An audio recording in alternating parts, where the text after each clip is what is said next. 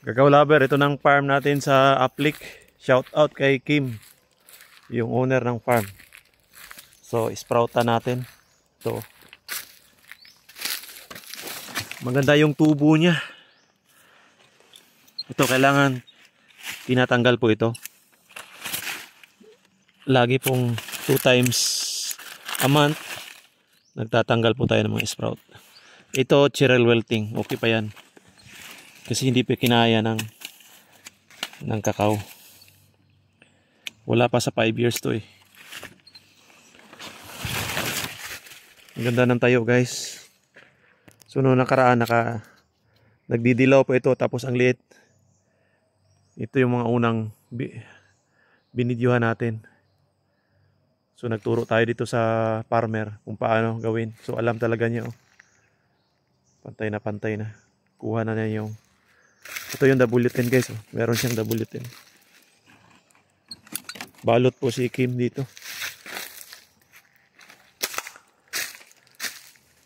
So yung roll of 40 dito natin in-apply yun.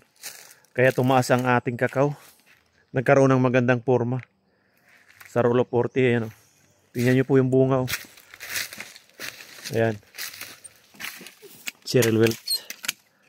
Ang ganda oh. May mga bunga na siya. Ayan oh. Marami. So magpo-pruning tayo ngayon. Tanggalin natin mga sprout. Sa taas wala nang galawan to. Ito lang mga sprout at tinatanggal ito.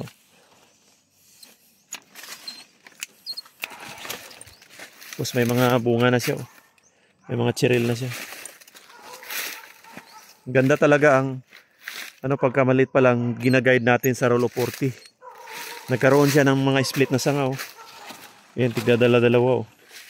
Pantay lahat. Yun oh. Tsaka yun oh. Lahat ito. So hindi pa talaga to yung pruning niya. Kasi bata pa lang siya eh. Yan po. Ano?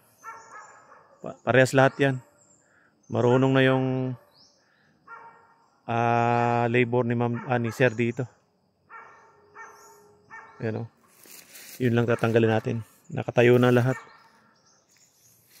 Ganda ng forma. Ayan po.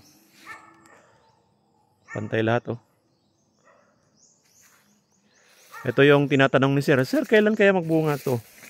Magbubunga pa kaya to? Wait lang tayo sir. Mga 1 taon. 1 taon na yata. Wala pang 1 taon ngayon eh. Mga 1 taon na.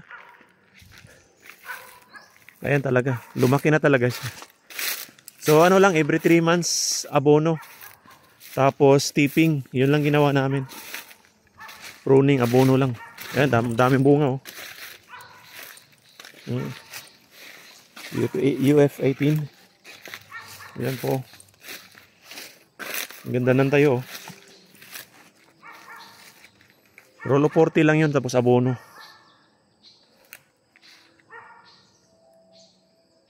Talagang gumanda ang farm ni Sir. Ito, ang dami pa oh. Ito yung mga turo ni Kakao Tutorial guys. Puntaan natin yung farm mo. Turuan kita. Ito yung BR25. So lahat to lumaki na talaga oh, mga kakao. Parang na-amaze ako ha. Parang na-amaze ako ngayon ha. Ayan, ang daming bunga oh. Kuha nila yung tinuro ko. So every 3 months pupunta ako dito. Nagtitiping, nagpo-pruning. Ayan po, daming hinog oh. Bunga na siya. Yung iba hindi pantay, maliit pa yung iba. Stunted yung iba. Sige lang, mahabol pa rin yan. Dire-diretso lang tayo abono. Ganda. Alright. May pag-asa talaga sa kakao guys. Ang ano dito, 8x8, 4x4 ang kakao. 8x8 yung niyog. 4x4 yung kakao. Ayan o. Niyog, 8 sa gitna. Merong kakao. Lahat yan may kakao. Bali sa 8x8, ilang kakao yon meron? 1, 2, 3, 4, 5. So merong 5 kakao. 5 kakao nga. sa 8x8. Maganda.